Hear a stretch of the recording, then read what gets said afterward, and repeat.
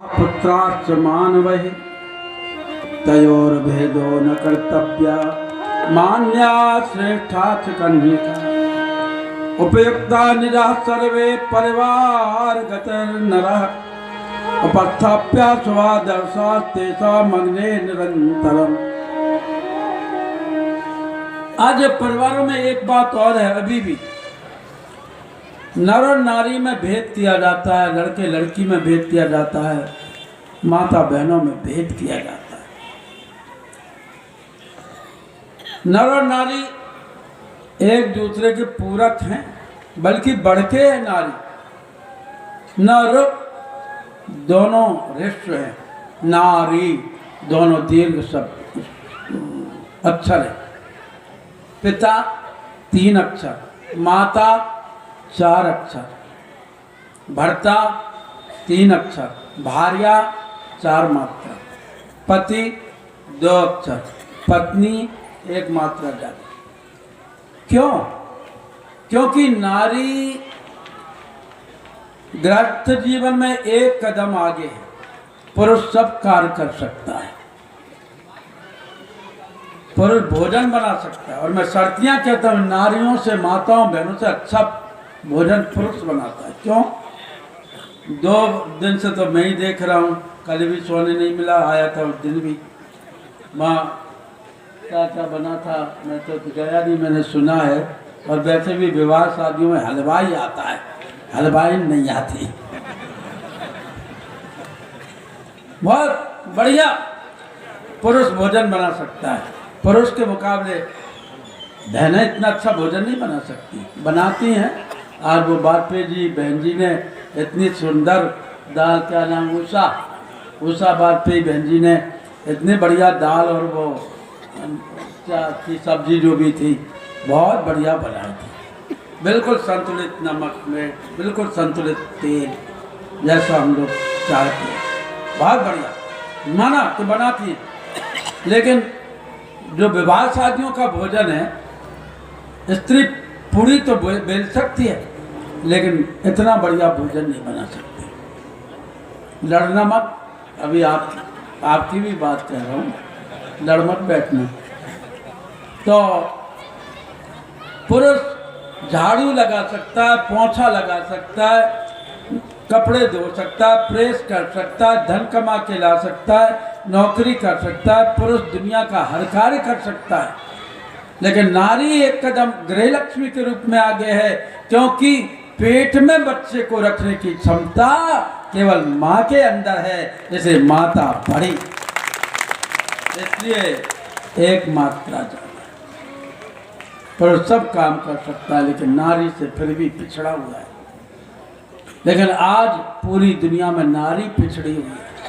जो नारी कृत्या मृत्युर्वशी जननी जाया माया क्षीर सिंधु धारणी तारणी महासुन की काया नृता सिद्ध अधिक शक्ति हुआ नीरा नाल कमलनी वह हिरण्य गर्भा है जिसमें सब ब्रह्मांड समाया। नारी निंदा ना करो, नारी गुण की खान, नारी से नर होते हैं ध्रुव प्रहलाद समान। राम जी कहीं, लक्ष्मण जी, कृष्ण जी, भरत जी, विवेकानंद जी, शंकराचार्य जी, ऋषि मुनि सब माँ के गर्भ से आए। तो बंधुओं, इसलिए नारी का 1 कदम आगे है। लेकिन आज नारी शोषण का, पोषण का शिकार ना होकर, पोषण का सत्कार ना होकर के आज शोषण का शिकार है। इसलिए लड़के लड़की में भेद न करें, क्योंकि जो नारियां काम कर सकती हैं वो पुरुष नहीं कर सकते। नारी सुबह से शाम तक, ये दादियां बैठी हैं, नानियां बैठी हैं, काकियां बैठी हैं, भाभियां बैठी हैं, ये सब भी कभी लड़की रही होंगी।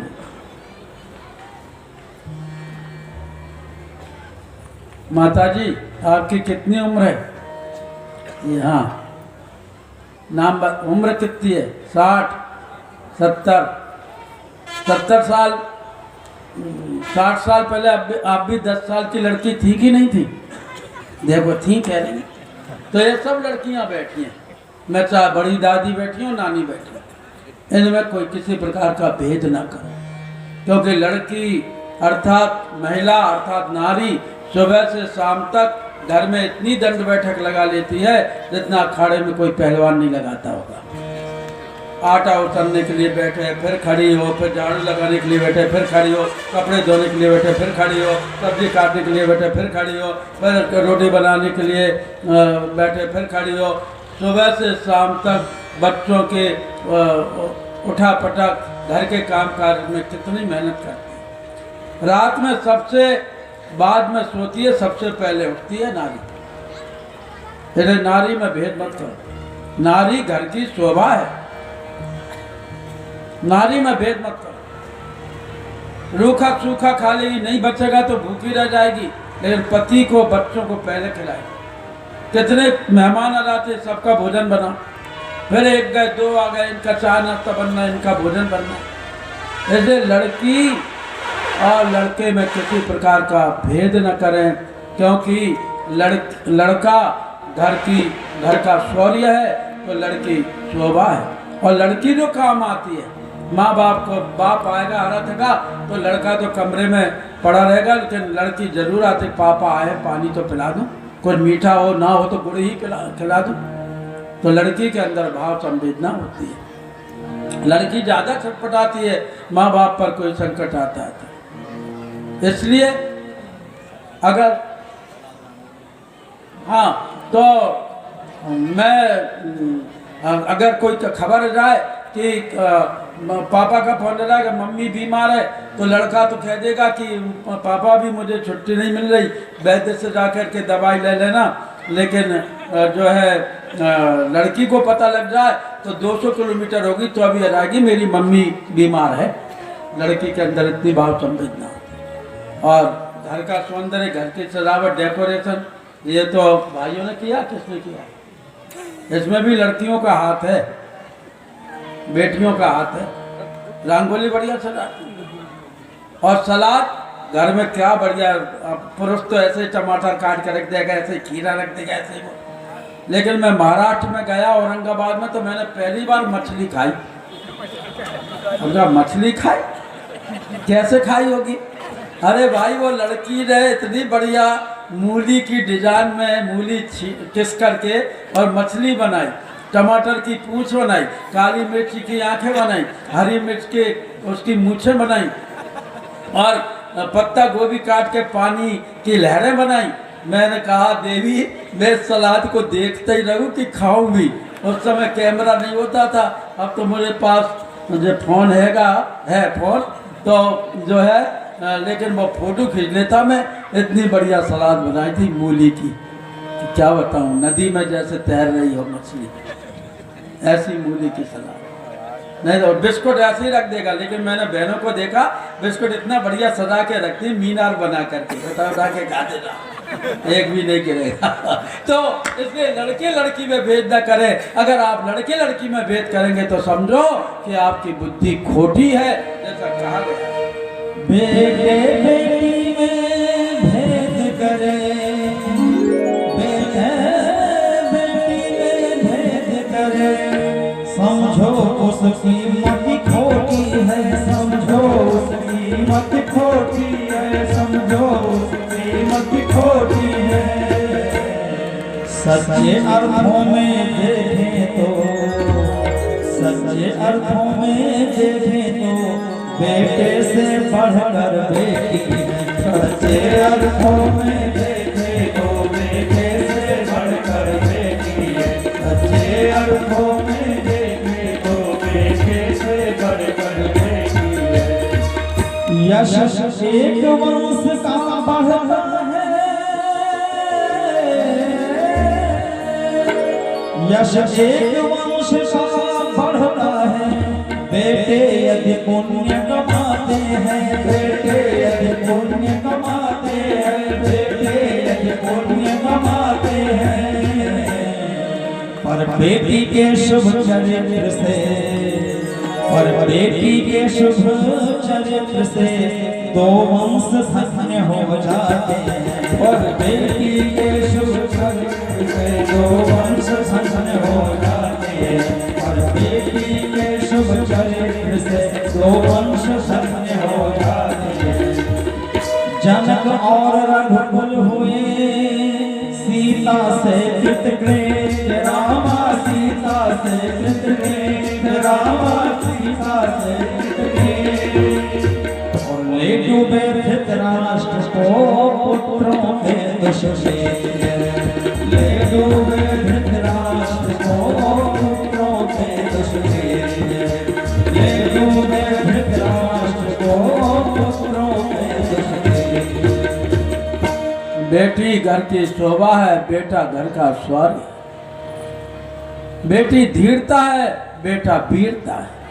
इसलिए नवयुवकों, युवाओं, जागो। जागरण का गीत देकर के युग निर्माण की मंच आपके सामने आई है। माँ भारती आपको पुकारती है।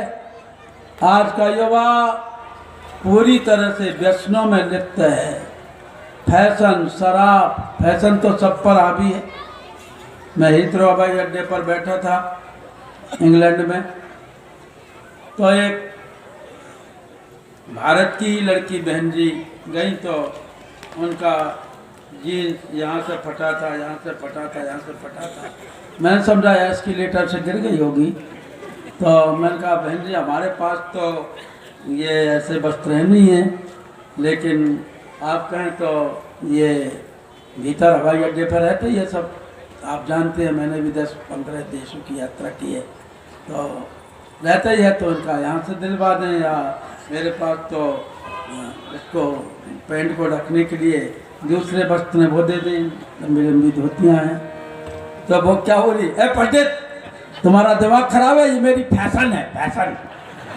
पहले मेरा घुटने पर से कहीं पैंट फट जाता था तो ऐसे छिपा के खड़ा होता था मास्टर साहब। आजकल जो है फटा हुआ और पीछे से फट रहा, तब तो और भी दिक्कत थी। कोई पायजामा है वो कहने का मतलब आज फटे कपड़े पहनना, बेहूदे कपड़े पहनना, ये फैशन बन गया। आज भारतीय संस्कृति कहाँ जा रही है? वो तो राजतंत्र का भला हो कि कुछ इन समय में भगवान की प्रेरणा से, महाकाल की प्रेरणा से, गुरु जी की प्रेरणा से, गुरु जी ने कहा था मैं राजनेताओं के सिर पर बैठूंगा, धर्माचार्यों के सिर पर बैठूंगा, वैज्ञानिकों के सिर पर बैठूंगा, भावनाशीलों के सिर पर बैठूंगा और कलाकारों के सिर पर बैठूंगा। तो आज 5 वीरभद्र के रूप में पूज्य गुरुदेव कार्य कर रहे हैं।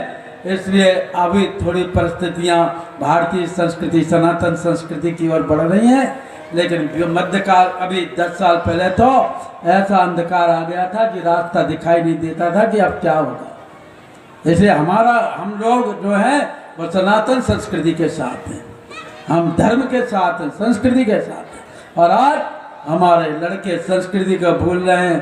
आज हमारी हालत ठीक वैसे ही हो गई जैसे कोई शेरनी अपने बच्चे को जंगल में जन्म देती है। वो शेरनी का बच्चा अपनी माँ का दूध पी करके बड़ा होता है, फलता है, फूलता है, मोटा होता है, तगड़ा होता है, और वो अपनी वन्य संस्कृति में विचरण करता है। पहाड़ों की ऊंची चोटियों पर चढ़ जाता है, भीतर अंधेरी घाटियों में घुस जाता है, गुफाओं में प्रवेश कर जाता है। वो शेर का बच्चा अपनी माँ का दूध पीने के बाद जब दहाड़ता है तो उसकी दहाड़ को सुनकर के सारे जंगल में सन्नाटा छा जाता है। पेड़ के पत्ते गिर जाते हैं, बड़े बड़े हाथी दुम दबा करके भागते हैं और खरगोश झाड़ियों में छिप जाते हैं। नदी का पानी रुक जाता है, चारों तरफ सन्नाटा छा जाता है। कब? जब वो शेर का बच्चा दहाड़ता है। लेकिन दुर्भाग्य उस शेर के बच्चे का शिकारी आता है, जाल फैलाता है, शेर को जाल में फंसा दिया जाता है, फिर उसको पिंजड़े में बंद कर दिया जाता है। पिंजड़े में से उस शेर को सर्कस में भेज दिया जाता है और सर्कस का रिंग मास्टर कोड़ा लेकर के जब शेर की पीठ पर मारता है तो शेर की दहाड़ आम में बदल जाती है। वो बिल्ली का मेमुआ बन जाता है, बकरी का मेमुआ बन जाता है। बंधुओं, युवाओं, हम और आप शेर के बच्चे हैं, हम और आप संत शहीद सुधारक देश के लोग हैं, हम और आप जो है ऋषियों की संतान हैं, हम और आप राम प्रसाद बिस्मिल के देश के लोग हैं। तो इंकलाब जिंदाबाद कहते हुए निकले। जब भगत सिंह को फांसी की सजा सुनाई जा रही थी तो जेलर ने कहा तेरी कोई अंतिम इच्छा है? भगत सिंह ने कहा मेरी माँ यदि मेरे सामने होती तो मैं सुकून से मरा होता, और भगत सिंह फांसी के फंदे पर ऐसे जा रहे थे जैसे बरमाला पहनने जा रहे हों। थोड़ी देर के लिए रोक दी गई फांसी। गांव से अमृतसर के पास से माँ को बुलाया गया। माँ आई और माँ भगत सिंह को देख कर के रोने लगी। भगत सिंह मुंह से मरोड़ते हुए फांसी के फंदे पर जा रहा था। भगत सिंह कहा, माँ तू भगत सिंह की माँ होकर के रोती है?